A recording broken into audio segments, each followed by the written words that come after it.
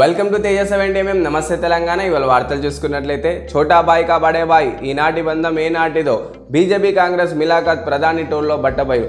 మోదీని తన పెద్దన్నగా పేర్కొన్న రేవంత్ రెడ్డి. వారంలోనే సీఎం నాల్క మడత, తెలంగాణ నోటితోనే ప్రశంసలు. ఇన్నాళ్ళు చాటుమాటుగా సాగిన బీజేపీ కాంగ్రెస్ బంధం, ఆదిలాబాద్ పర్యటనలో బయటపడిన ఇరు పార్టీల స్నేహం. నాడు బీఆర్ఎస్ సర్కార్కు కేంద్రం అడ్డుకట్టుగానే అడ్డంకాలు, నేడు రేవంత్ ప్రభుత్వం అడగంగానే తడుగా అనుమతులు. ఆగ మేఘాలపై ఎలివేటెడ్ కారిడార్లు, ఐఐటిఐ మంజూరు. గుజరాత్ మాదిరిగానే తెలంగాణ కూడా అభివృద్ధి జరగాలంటే ప్రధాని మోదీ సహకారం అవసరం. 13వ ఎన్నికల షెడ్యూల్, 12 రాష్ట్రాల్లో మోదీ పర్యటన ముగియంగానే ప్రకటన. జోరుగా సాగుతున్న చర్చ, ఏర్పాటు పూర్తి చేసిన ఈసీ.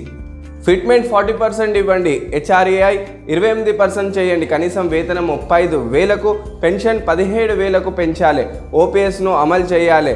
పీఆర్ఎస్ కమిటీ ఉద్యోగ ఉపాధ్యాయుల సంఘాల వినతి. లంచం కేసులో ఎంపీలు ఎమ్మెల్యేలకు మినహాయింపు లేదు. చట్టసభల్లో ప్రశ్నలు అడగడానికి ఓటుకు లంచం తీసుకోవడం తప్పే, వారికి రాజ్యాంగ రక్షణ కల్పించలేం, విచారణకు ఎదుర్కోవాల్సిందే. సర్వోన్నత న్యాయస్థానం కీలక తీర్పు, 25 ఏళ్ల నాటి తీర్పు కొట్టివేత. బట్టి బైపాస్ అధికారుల ప్రకటన నుంచి deputy CM out. LB stadium నియామక పత్రాల కార్యక్రమం ఎంపిక చేసిన ప్రతికలకు మాత్రమే ప్రకటనలు. సీఎం రేవంత్ రెడ్డి మినా ఎవరికి దక్కని చోటు. పున్నం దామోదర్ రాజ్నరసింహకు అవమానం. ప్రజల్ని దోచుకున్నందుకేనా ఎల్ఆర్ఎస్? నాడు ఉచితంగా అమలు చేస్తామని కాంగ్రెస్ నేడు 20,000 కోట్ల వసూలుకు సిద్ధమైంది. అప్పుడు కేసు వేసిన కోమటిరెడ్డి ఇప్పుడేం చేస్తున్నారు? రద్దు చేస్తామని ఉత్తమ్ మాట్లాడడం, ఛార్జీల రద్దు కోరుతూ 6న నియోజకవర్గంలో ధర్నాలు, 7న కలెక్టర్ వినతులు. కేటీఆర్ టెట్ డిఎస్సీ ఒకేసారి నిర్వహించాలి. జాతీయ బీసీ సంక్షేమ సంఘం అధ్యక్షుడు ఆర్ కృష్ణయ్య. ధర్నా చౌక్లో వేలాది మంది నిరోధకులు నిరసన ప్రదర్శన. చదువుకోండి చంపేశారు, తోటి విద్యార్థులపై సహచరుల దాడి, ఊపిరాడక డిగ్రీ విద్యార్థి మృత్యు.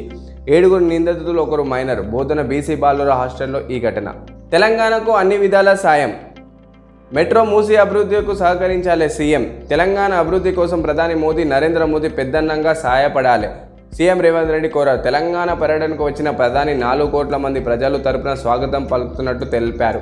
ఎన్నికల సమయంలో మాత్రమే రాజకీయాలు మాట్లాడతామని అన్నారు. హైదరాబాద్ మెట్రో మూసీ నదికి అభివృద్ధికి కేంద్రం సహకరించాలని కోరారు.